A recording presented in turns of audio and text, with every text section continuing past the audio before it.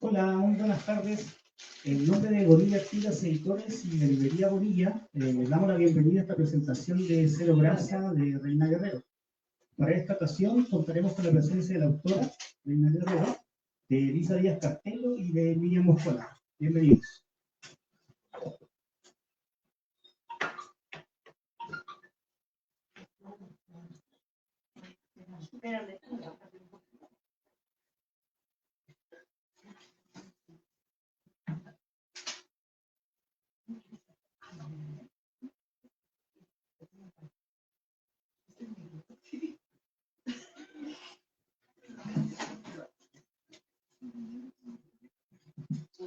Hola, ¿qué tal? ¿Sí se escucha?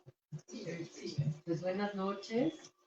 Me toca el honor de darles la bienvenida a la presentación en sociedad de Cero Grasa de Reina Guerrero, a quien le agradezco de verdad el honor de haberme considerado para esta presentación. Podía habérselo pedido a mucha gente y me honra el diálogo con ella, esa es la verdad. Bueno, escogiste una fecha donde entra el huracán, oye, igual que tu libro, que es un huracán. Sí, y yo quisiera realmente, además, feliz de compartir mesa con mi querida Elisa Díaz Castelo, tan querida, admirada, y quisiera comenzar con dar fe de cómo, ay, ¿quién me ayuda? Soy fatal para los votos.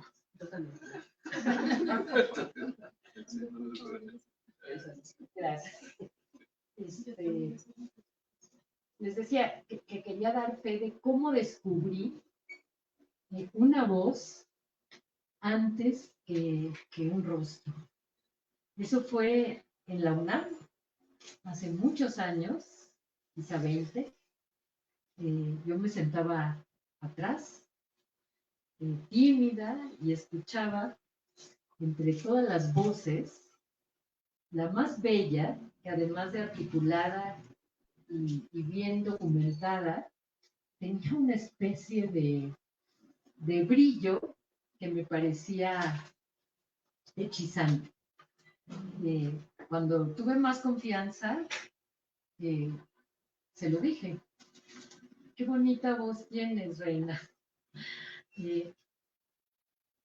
No he dado el contexto. Esto ocurría en la UNAM, en un seminario en el que fuimos compañeras, y un seminario muy largo en el que también Elisa cayó ahí de pronto, ¿verdad? Un tiempo, un seminario larguísimo.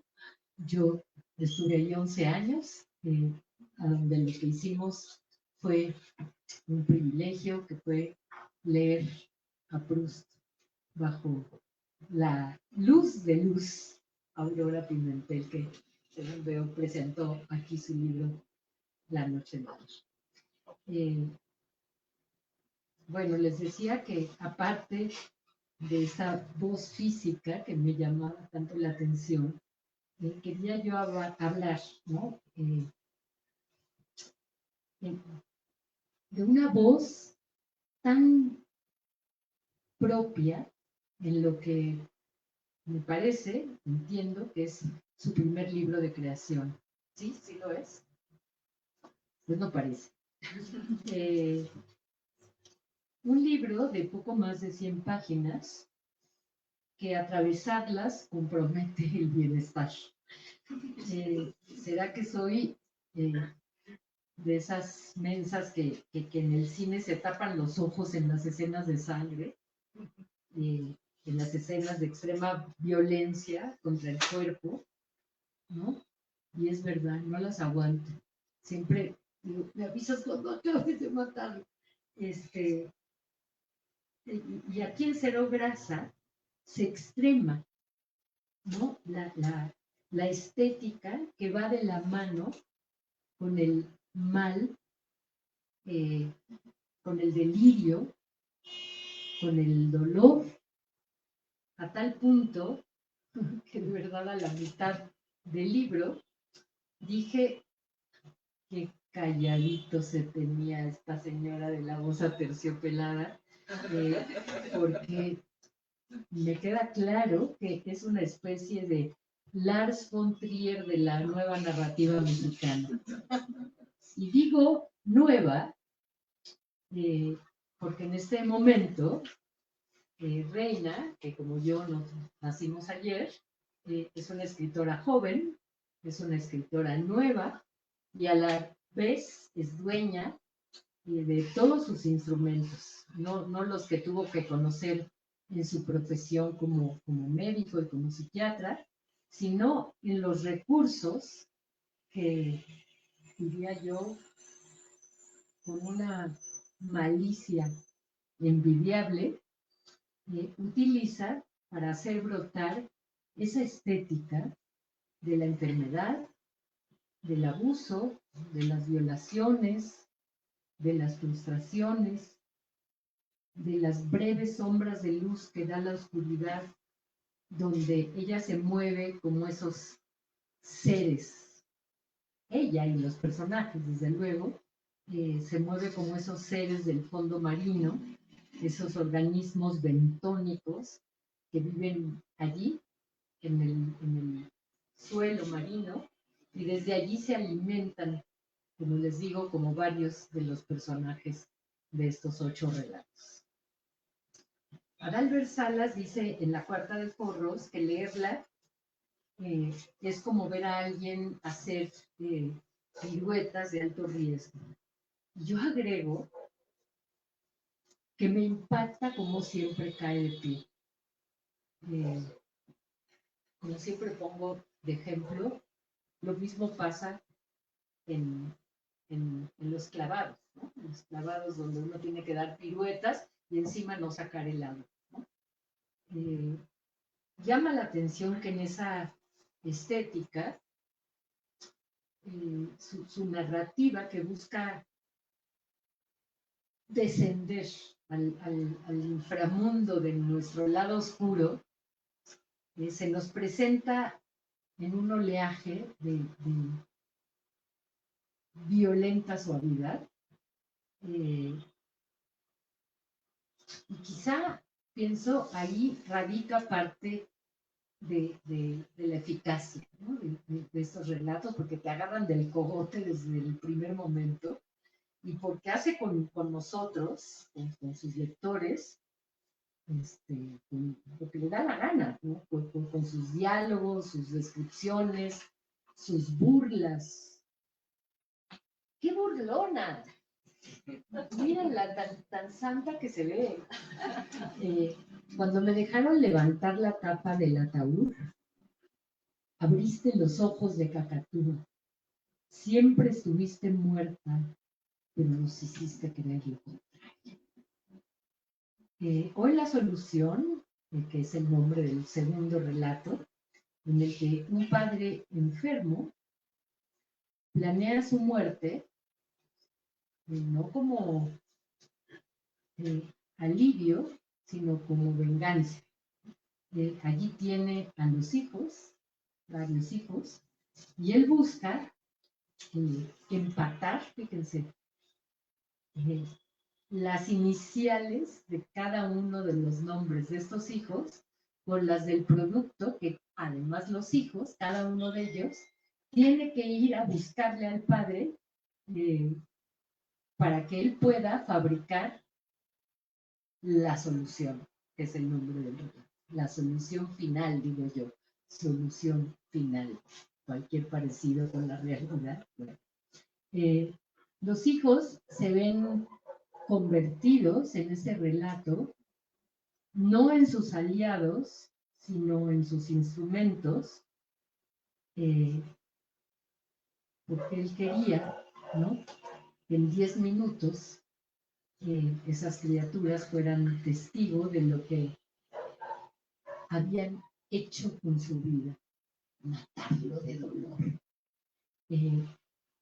Es de una delicia cómo te va llevando de la mano, cómo te va haciendo entrando en la lógica del mal muchas veces, porque el mal tiene su propia lógica. Eso me hizo acordarme de un autor suizo que en su momento leí con pasión, que es Frederick Durrematt, y que tiene un libro que se llama La sospecha, en el que un médico nazi hace experimentos con los prisioneros y él cree que está haciendo un bien, él cree que está trabajando para que la ciencia avance, mientras que, bueno, ni decir, ¿no? De la clase de monstruo que habita allá adentro.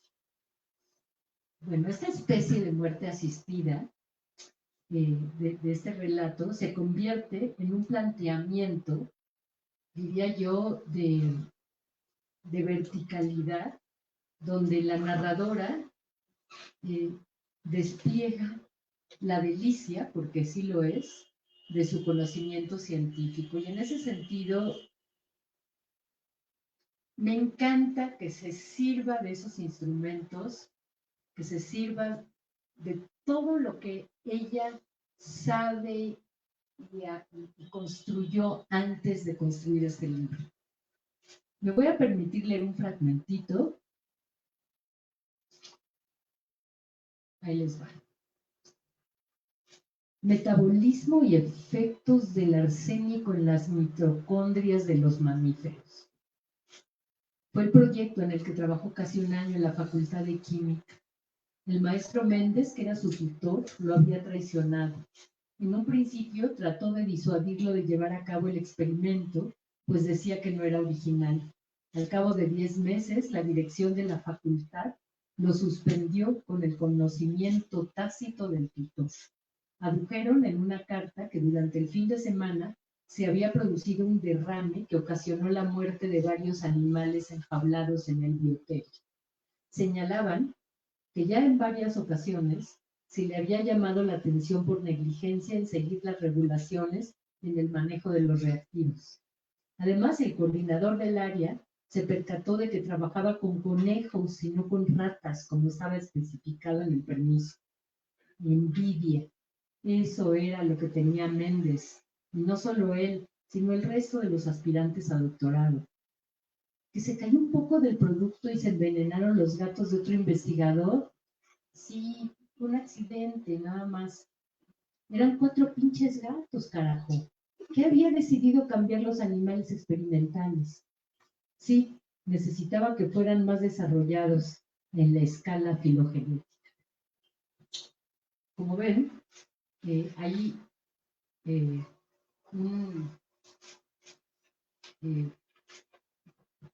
una nomenclatura, ¿no? que maneja la autora y que atraviesa todo el libro. No es la única, ya hablaré más adelante de otro relato, pero bueno, a mí eso como lectora, la verdad es que me enriquece, lo agradezco. No está puesto como un material de, ay, miren qué erudita soy y sé lo que ustedes no saben. Está totalmente integrado, es orgánico. Los personajes, si lo dicen es porque lo tienen que decir, ¿no? Y en ese sentido, la construcción de los cuentos, desde el punto de vista de toda esta inventiva del lenguaje, son una delicia. Para rematar la historia con humor silencioso, ácido, cotidiano, el odioso personaje, el padre según se nos dice, antes de subir el matraz al mechero de Bunsen, intenta pedir a gritos que le suban 4 platos de chicharrón en salsa verde. Y quería que todos comieran con él ese platillo con unas gotas de arsénico. Quería convertir la última cena en un acto colectivo y el remate de la historia nos hace sonreír, o me hizo sonreír, pues mientras se acercaba la solución a los labios, lo invade la certeza de que su vida podría haber sido diferente. Tan lindo ese personaje. Enseguida pasamos a Noche de Graduación, el tercer relato, en que la autora se sirve de otro recurso, ¿no? Ahora les había yo comentado sobre todo este bagaje científico que atraviesa el libro, y en este cuento hay una nomenclatura variada sobre el aspecto militar, ¿no? Digamos que en ese territorio, en el territorio militar, hay tantos términos, ¿no? Que son recursos en donde ella, para escribir de la maldad, tiene una malicia más mala que la maldad. Es maravilloso eso. Nuevamente, frente a la violencia, suelta frases meditadas, frases muy contrastadas con ese mal que va deliciosamente buscando. Cito 3. Un tul de agua. El agua como una tela, y como una tela con una cierta transparencia, ¿no? Con una cierta textura. Me encanta la imagen. Miasma de guerra. ¿No? Y luego otro que me parece que ha de ser un término que se usa seguramente cuando uno dispara y ve en la mirilla, seguramente hay formas de establecer qué es lo que está uno viendo, y ella usa, yo no lo conocía, a las 12 del campo visual, ¿no? Es decir, me lo imaginé perfecto. No sé si ese término es tuyo o es un término que se usa. Sí. Según avanzamos, la narradora se va soltando las amarras de la corrección tradicional, se va soltando el chongo, ¿no? Hasta encontrarnos con el primero de 3 relatos en que ella deja fluir la fuerza de su relato, esta vez sin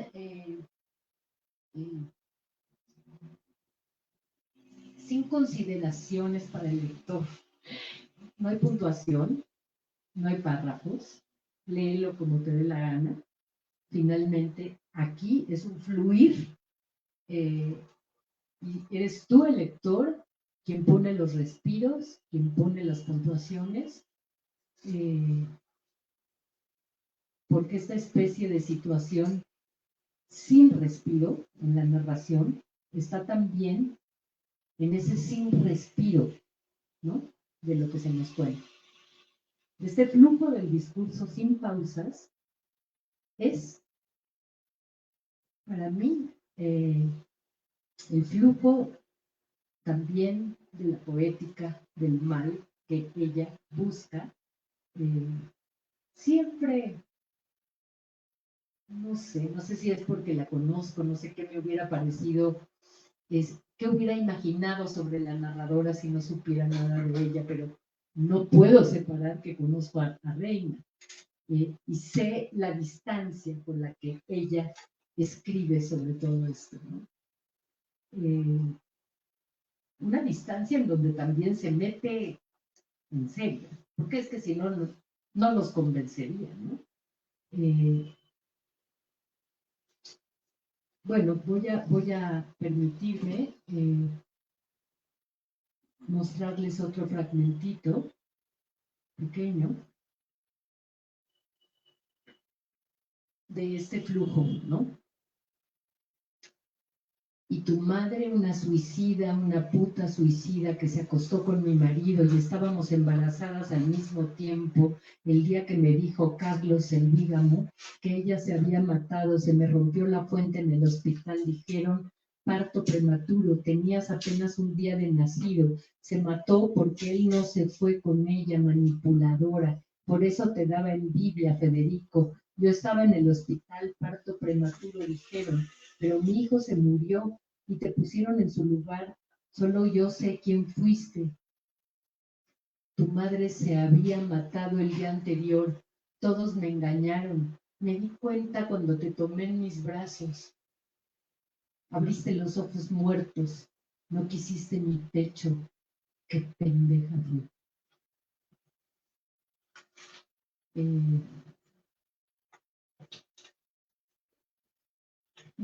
Este flujo del mal tenía que ser así, un vómito discursivo, pero más controlado de lo que parece. Eso es, otra vez, vuelvo a lo mismo que decía antes, a la malicia literaria deliciosa con la que está escrita este conjunto de relatos.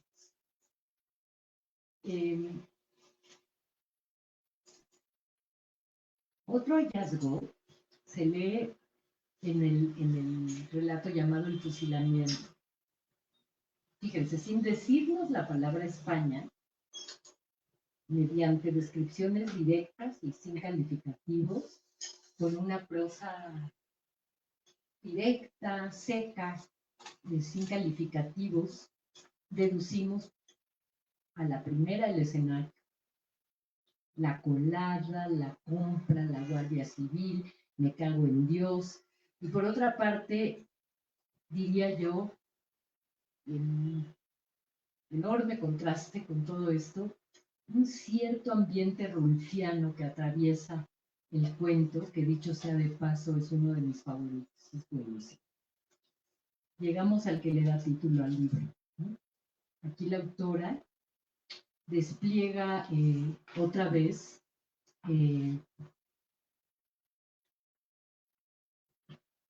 su conocimiento científico, ¿no? La nomenclatura precisa en un escenario agudísimo de descomposición familiar, que ese tema le encanta. El delirio mental interrumpido por diálogos, aquí sí, o sea, es lo mismo, también es otro de los relatos en donde fluye, ¿no? Como el ejemplo que leí, pero aquí está interrumpido por diálogos. Entonces, la coloratura que tiene este relato es una delicia.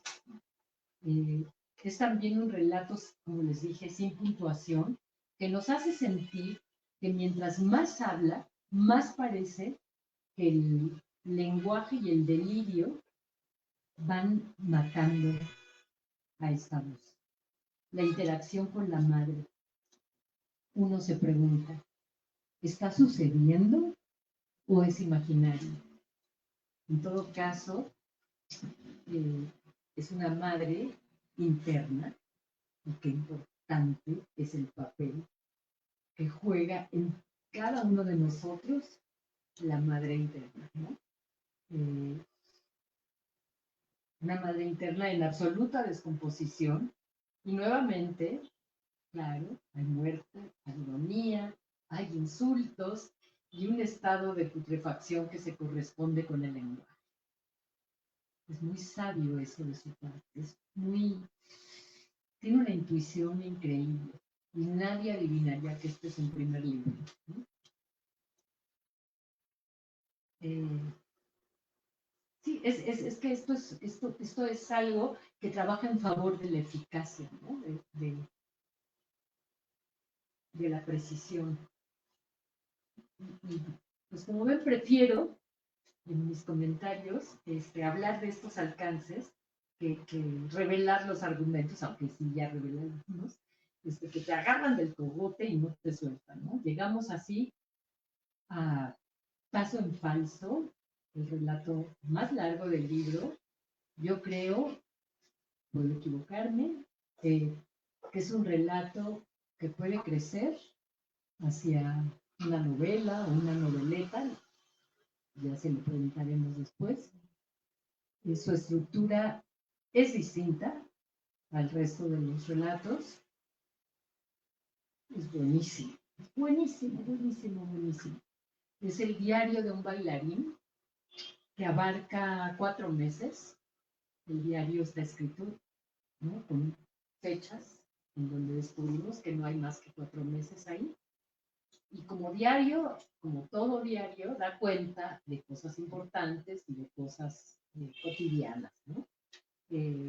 Hoy nublado, llovió a cántaros, como la autora aprovecha una vez más su conocimiento también de nomenclatura, también biológico, ¿no? Para descubrirnos el proceso de plastificación de un cuerpo. Se trata del sueño de este bailarín enfermo, enfermo pero vivo y vivaz, que desea vencer a la muerte con ese giro, ¿no? de absurda eternidad, que la deshidratación de su cadáver, de su futuro cadáver, mediante formaldehídos, lograría. Eso es lo que este bailarín quiere, eternizarse en la belleza de su cuerpo a través de esa plastificación.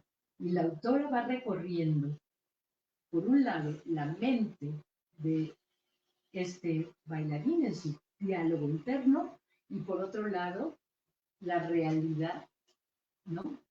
Científica de cómo se lleva a cabo un proceso de este tipo.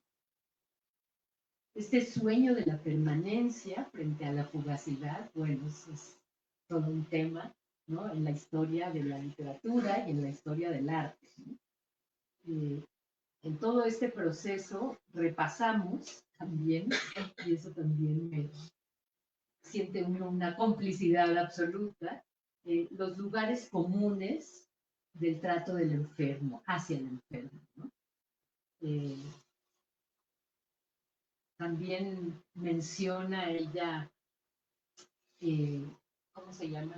Que hacían los egipcios, el embalsamiento, la momificación, y se cumple otra vez, ¿no? El leitmotiv del libro, la visión amarga y ácida y aguda, ¿no? del entorno.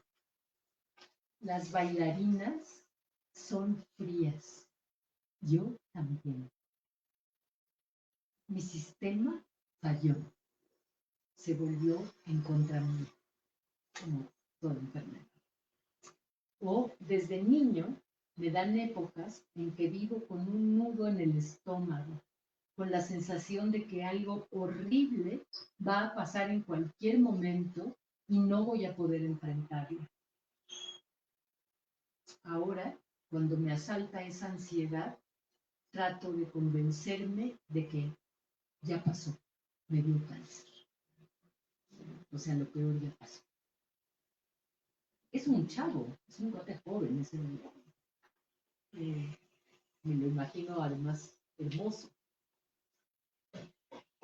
Los términos de la danza, junto con los términos que describen este sueño de plastificación, acompañan el monólogo del bailarín que enfrenta su muerte también con lucidez, con esta cosa narcisa, desde luego, ¿no? De volver, de quedar como una escultura para la eternidad, pero sí con lucidez, porque dice unas cosas sobre la vida y la muerte que las tengo subrayadas. Se cumple así una de las características de este volumen de cuchillos afilados, el hechizo y la delicia, ¿no? de nuestro, porque todos lo tenemos, de nuestro lado oscuro, y con qué fino sale retratado ese lado oscuro, con una gotita de sangre escurriendo por la comisura, como en las historias de los vampiros que se han saciado de la sangre. Y aquí la víctima, sin duda, es uno, es el lector, y además uno se lo agradece. Gracias, Fred.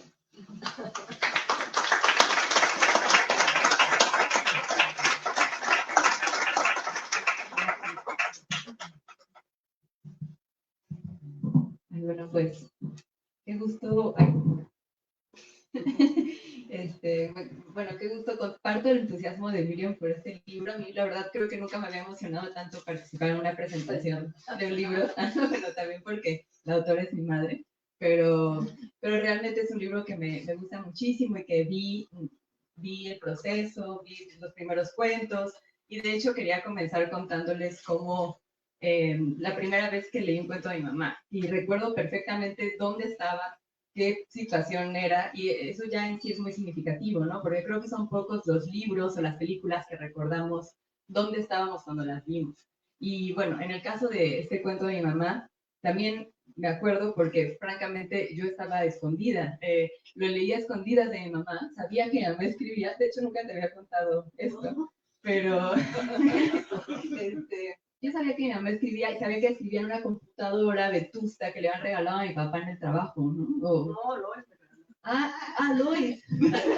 Gracias, gracias, Lois. Era una gran computadora y yo sabía que mi mamá ahí escribía algo. Y entonces, en un momento en el que no estabas en el estudio, me metí a oscuras, porque me acuerdo que estaba a oscuras, y abrí el documento, que era justamente Ramo de Novia, que es el primer cuento del libro. Yo tendría como unos 10 o 11 años, y me acuerdo que lo que pensé fue, mi mamá puede hacer esto como si fuera una especie de truco de arte, de truco de magia, ¿no? Y que yo desconocía que mi mamá pudiera hacer algo así.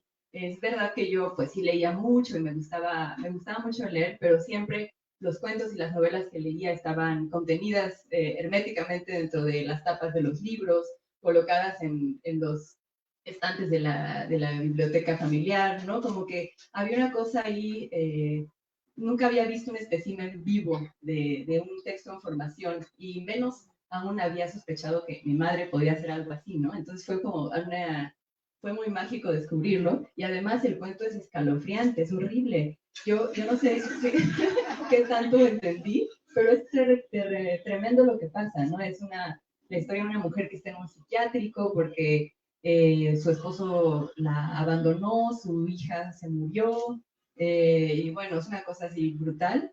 Y me acuerdo que a mí me sorprendió mucho cuando lo estaba leyendo, darme cuenta lo distinta que era, ¿no?, la voz y la circunstancia de la narradora, de la autora, ¿no? Cómo mi mamá podía camaleónicamente volverse otro, ¿no? Y pensé, bueno, no en estas palabras, pero mi madre contiene multitudes. Y creo que en ese sentido, Cero Grasa llega al mundo literario en un momento extraño, signado por una desconfianza brutal del poder de la imaginación, en el cual a todas nos han preguntado en algún punto así de, bueno, pero eso te pasó o no te pasó, como que tiene que haberte pasado para que lo puedas escribir, ¿no? Y en el caso de los textos de Cero Grasa, pues claramente no le pasaron a la autora, como eso espero, ¿no? Porque son completamente distintos de su vida y justo en eso reside también la fuerza de los cuentos.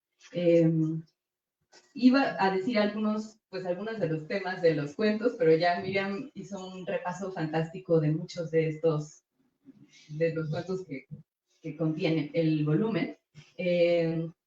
Y bueno, a pesar de que pues, tiene desde un químico sociópata que procura su propia muerte hasta un militar que está en una prueba y habla todo el tiempo de armas y de bombas y de explosiones, hasta la historia del bailarín que se quiere plastificar o la mujer enloquecida en el psiquiátrico, son voces totalmente heterogéneas y algo que les da mucha cohesión es que todas ellas, hay una tendencia, no todas, pero muchas de ellas parecen estar tocadas, ¿no? Son corrientes de conciencia, pero desviadas de la norma, ¿no?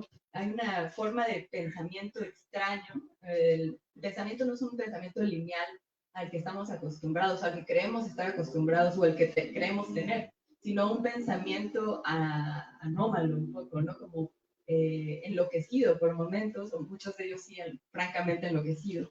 Y bueno, y quisiera pasar a hacer algunas preguntas a la autora. Quisiera que nos hablaras de tu interés por vertir en lenguaje estos contenidos mentales trastocados o atípicos. Yo pensaba que podría tener que ver con tu formación como psiquiatra y como psicoanalista. Y bueno, quería eso, que nos hablaras de esa relación con ese tipo de pensamiento.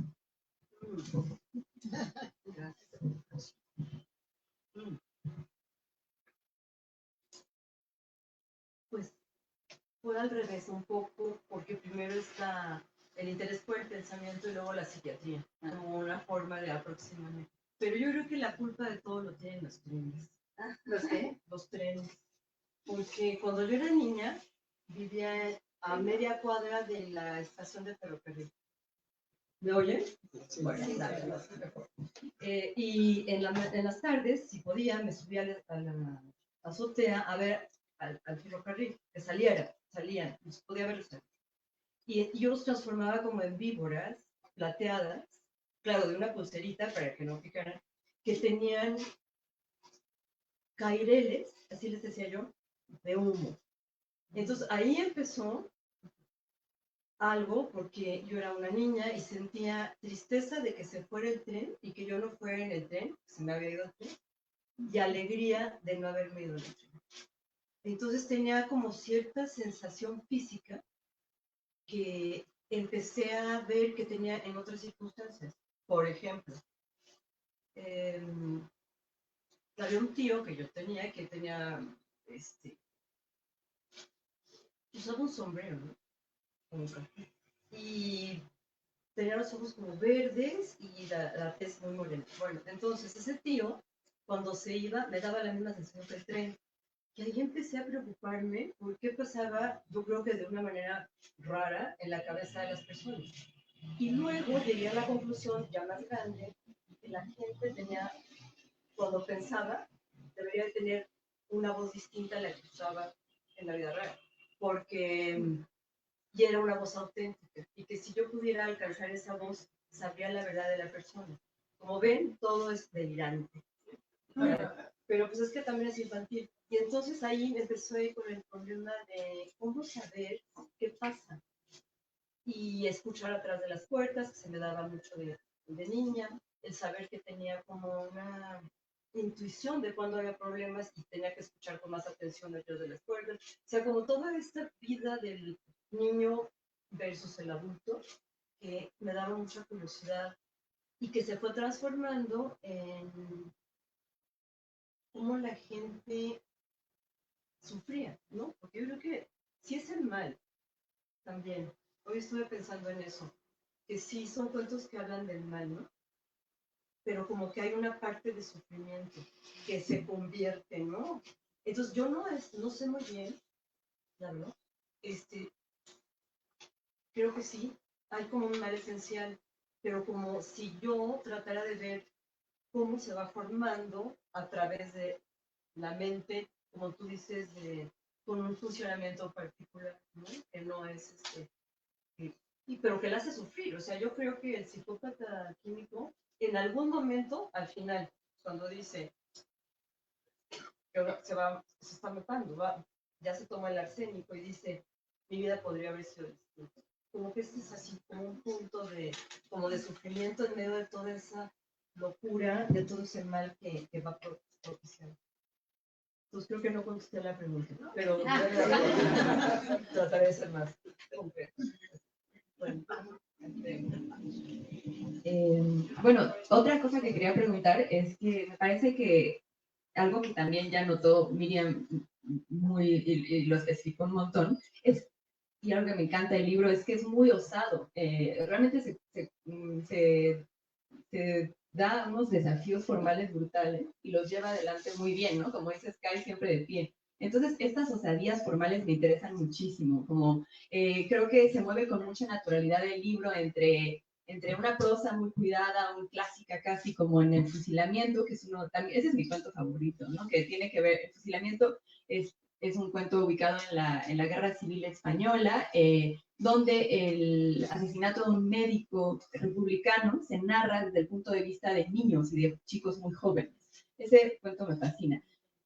Y sí, es maravilloso. Y bueno, ese está narrado de forma muy clásica, pero luego tenemos otros cuentos como el primero, o bueno, uno, creo que es el tercero, el de la madre y el hijo, que es un solo párrafo que prescinde de todo signo de puntuación, donde no hay marcadores de diálogo, o bien otro donde hay una parte como de corriente de conciencia y eso itera, o bueno, más bien, va de eso a diálogo sin marcador de quién está hablando, ¿no? Y entonces a mí me parece fascinante que pueda manejar todas estas técnicas narrativas, estas formas tan extrañas, y también algunas decisiones formales como prescindir de la coma en el último encuentro, el de Doctor Psiquiatra, que no hay coma, se me fue el nombre de la coma entre vocativa, no hay vocativo, o sea, no hay coma entre, o sea, como, no sé qué, le dice Doctor Psiquiatra, pero no hay coma. Entonces, ese tipo de decisiones me parecen muy interesantes y quería preguntarte, pues, un poco por las búsquedas formales,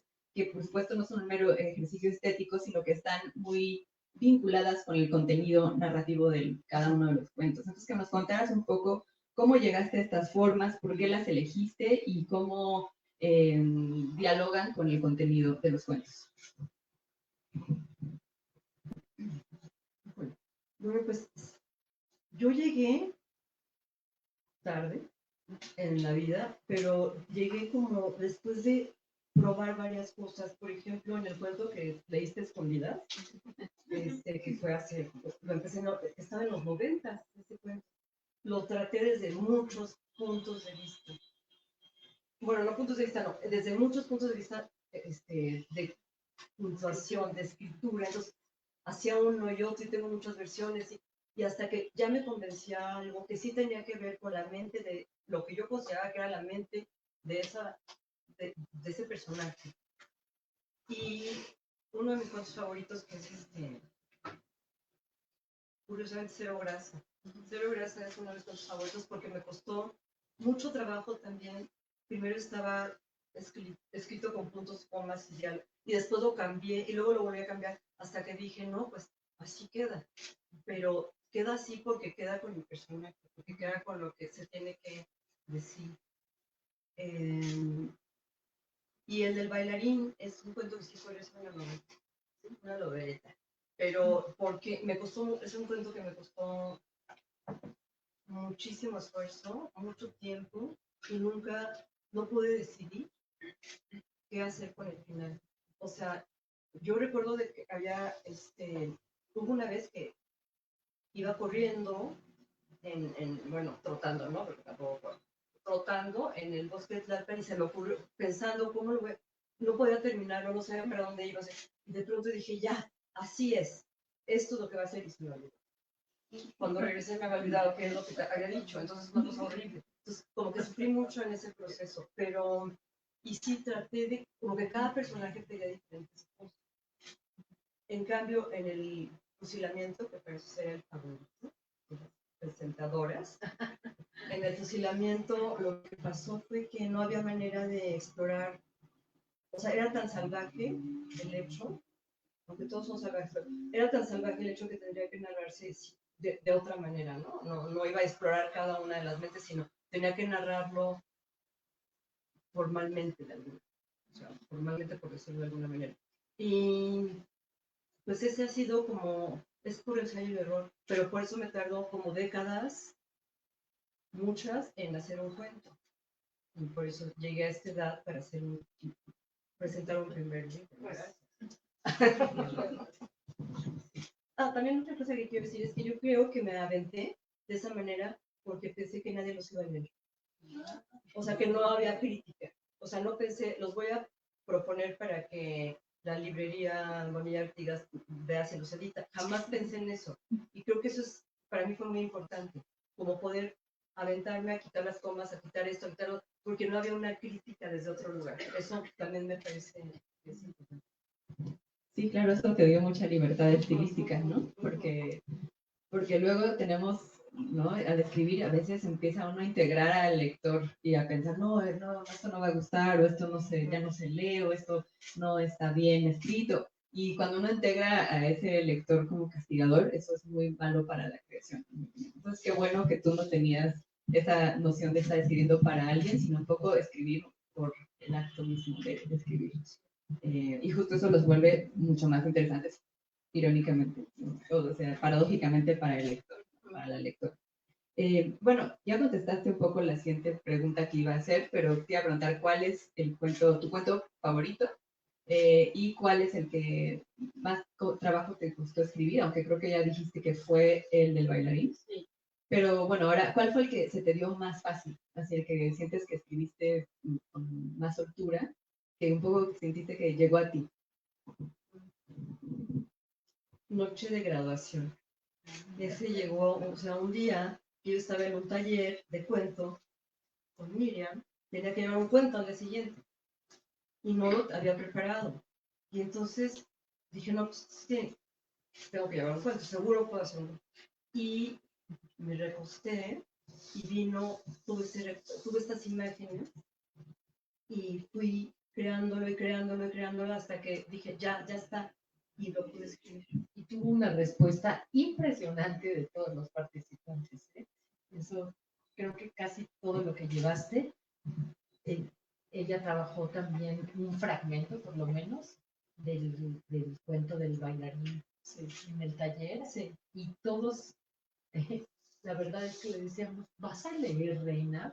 ¿Qué va a pasar con ese bailarín? Queremos saber qué sigue. O sea, realmente funcionó muy bien la intriga, ¿no? Fíjate que, perdón que me meta en la conversación, pero quería preguntarte algo que me da mucha curiosidad.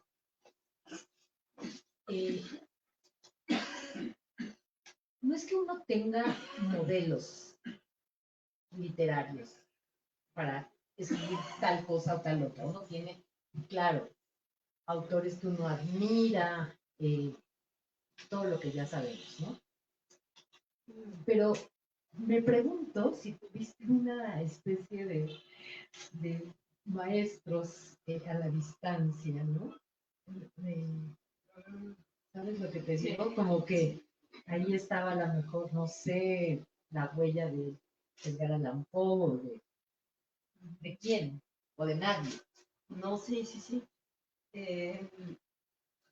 A mí me fascinó la vez que leí, me provocó muchísimo Saramago. Ay, nunca me lo imaginé. Fíjate, Saramago en una ¿cuál es? Todos los nombres.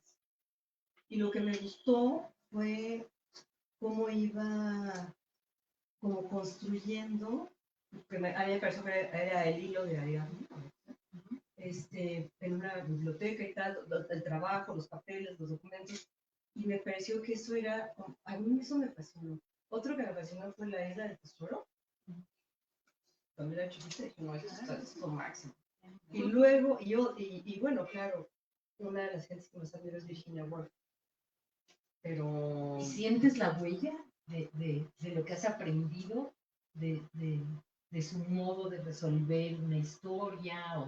Porque a veces yo creo que la gente que escribimos, aparte de que los libros pues, son una maravilla, ¿no? Porque ahí te metes a...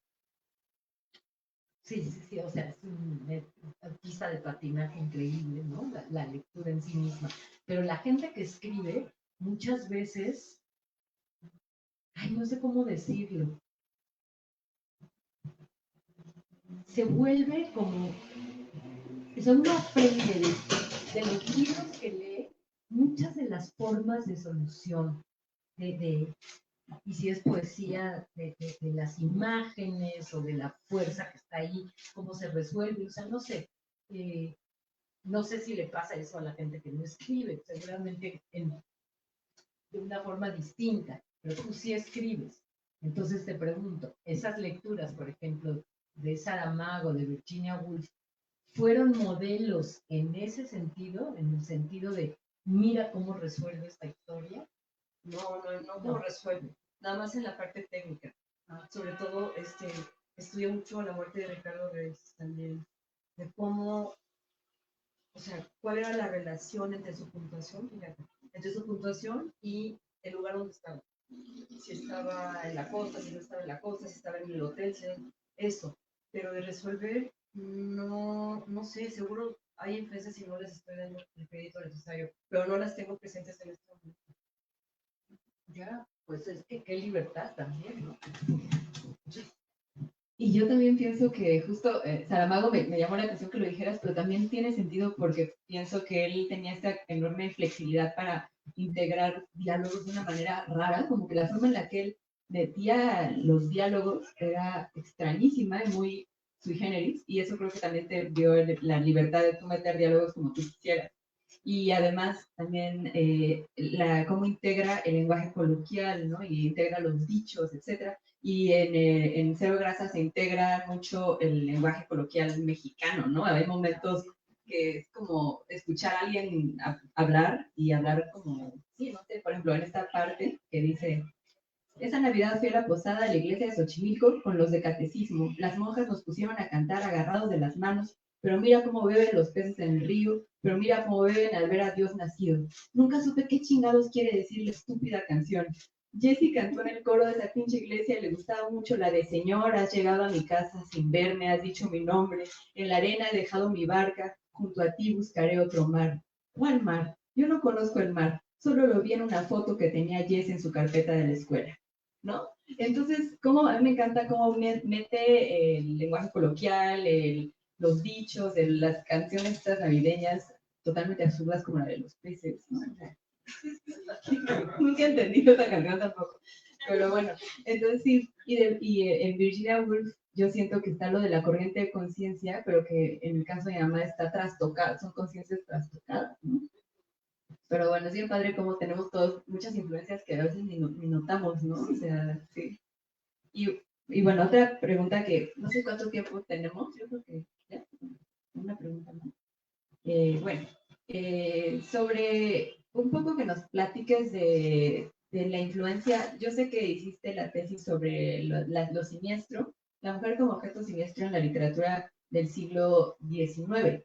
Y a mí me parece curioso porque este libro es extremadamente siniestro, ¿no? O sea, todos los cuentos son siniestros, realmente creo que eso es una de las, también lo que le da cohesión a la colección es lo siniestro. Entonces, que nos platiques de tu interés por lo siniestro y si crees que escribir la tesis sobre ese tema afectó o cambió tu relación con la propia escritura. Wow, no se me había ocurrido. Bueno, precede mi interés por lo siniestro, que siempre tengo, ¿no?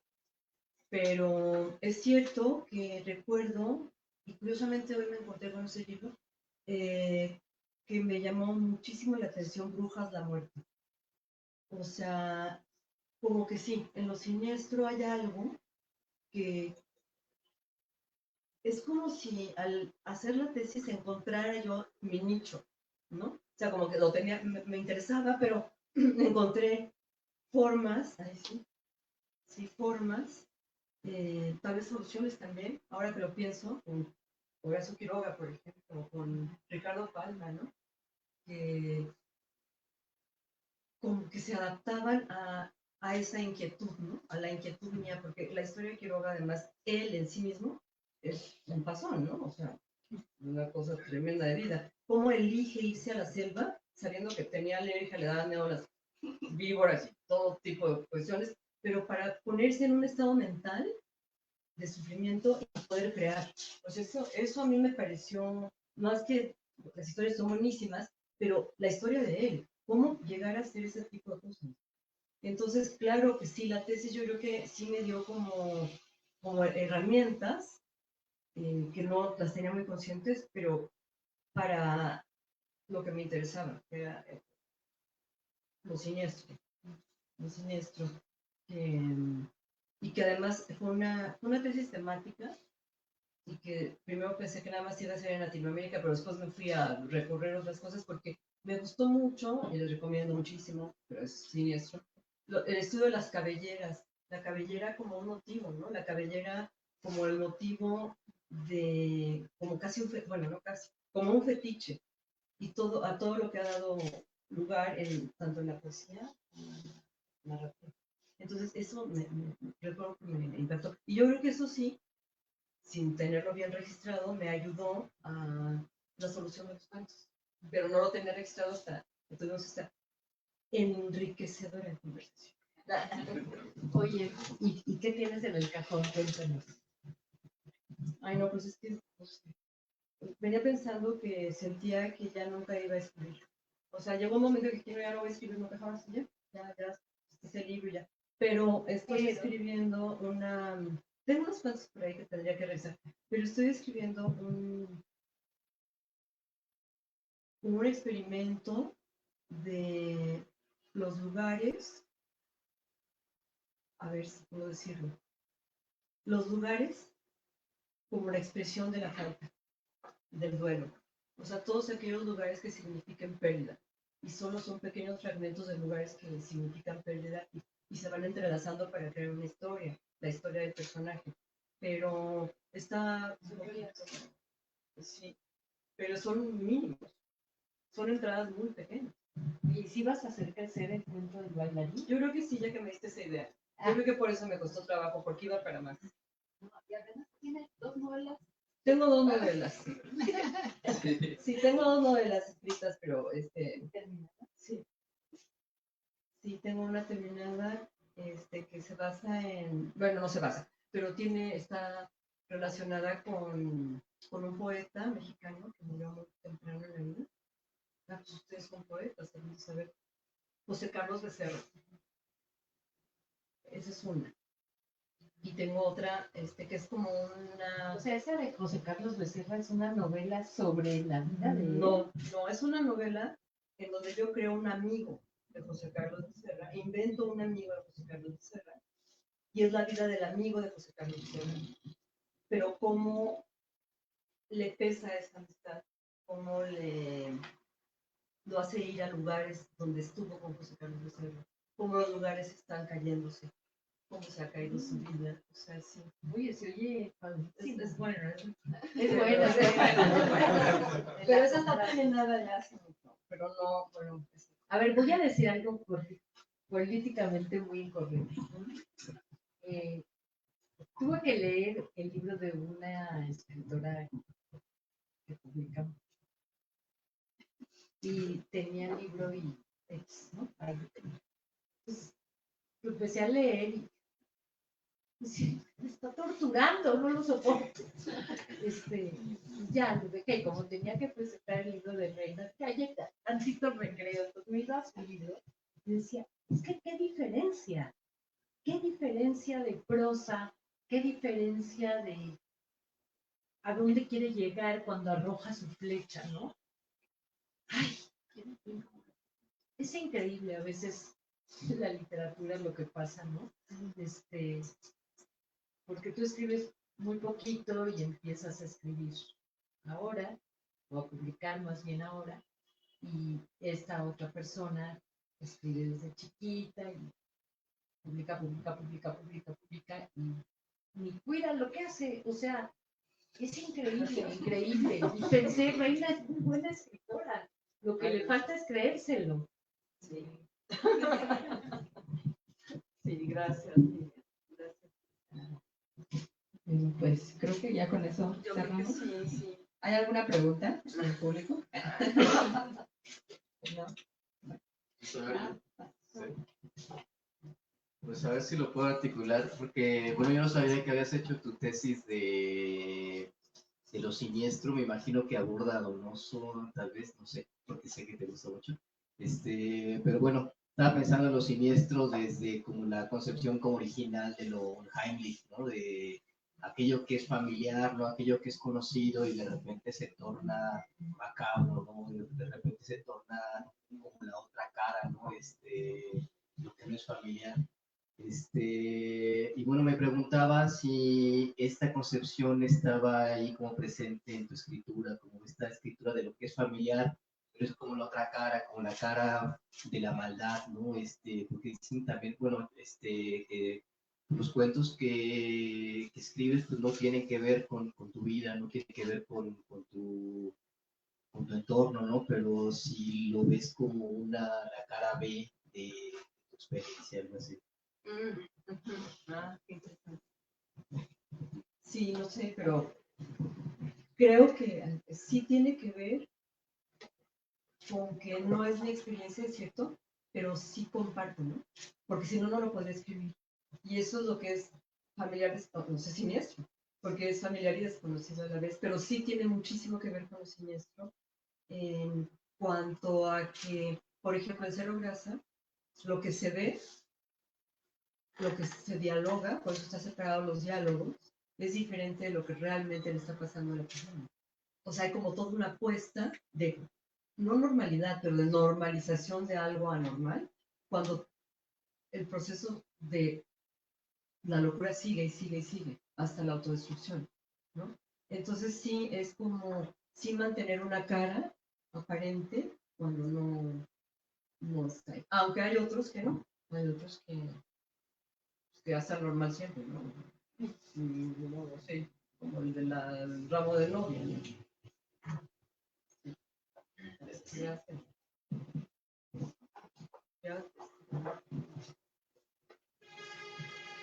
Confieso que estoy aquí cuando me enteré que usted era la mamá de Elisa Díaz Castelo. Y me convine a venir cuando supe que Elisa Díaz Castelo iba a presentar el libro. Una poeta que admiro, y entonces yo quería ver cómo era el diálogo entre madre e hija en esta presentación. Y me llama la atención que Elisa leyó el primer cuento cuando tenía 11 años. Y mi pregunta es la siguiente: ¿cómo estaba, digamos, la relación madre-hija? Ya Elisa sabía que usted escribía, pero Elisa ha publicado un libro primero que usted. ¿Qué pasa ahora en esta relación madre-hija desde el punto de vista literario? Ok.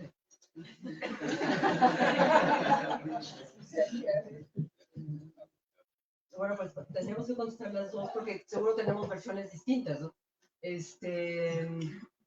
Yo admiro muchísimo a Elisa. Y tengo como muy... No sabía que ella había leído esto, lo cual es tremendo porque imagínese que se dio cuenta que tardé como 40 años en publicar. Podría haberle dicho, lo escribí ayer y ya está aquí. Pero bueno, yo lo que siento es que o sea, eso forma un canal de comunicación, pero no explícito. O sea, como que nos entendemos de otra manera, pero no es que hablemos de literatura y nos sentemos así a hablar de Baudelaire, no. No, nada de eso, sino que hay como algo más intuitivo, algo que se desarrolla de una manera más intuitiva y hay una comunicación, a ver si me explico, que no es hablar, o sea, que es estar de otra forma en el mundo, ¿no? Eso es lo que yo creo, pero no sé tú.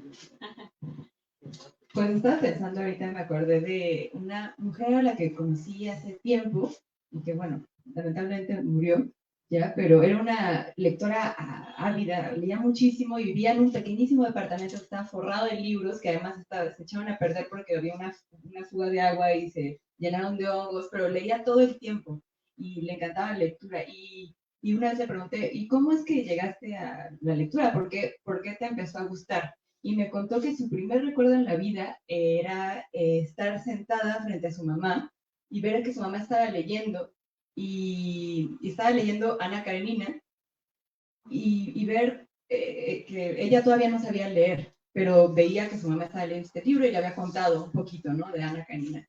Y mirar cómo la mamá de pronto, solo leyendo, se soltaba a llorar y pensar, yo quiero poder sentir eso, ¿no? Yo quiero participar de eso.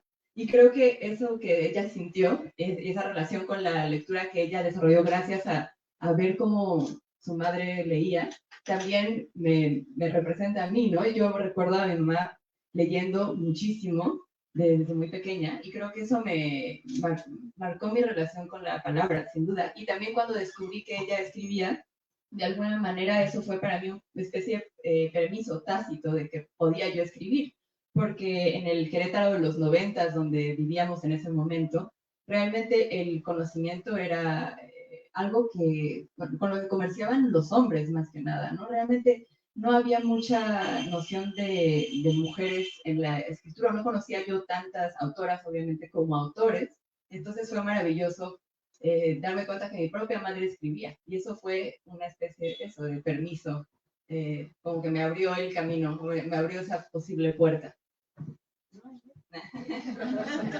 Gracias por su pregunta. ¿Alguna última pregunta? Bueno, a nombre de Librería Bonilla y Bonilla Artigas Editores, les agradecemos estar acá.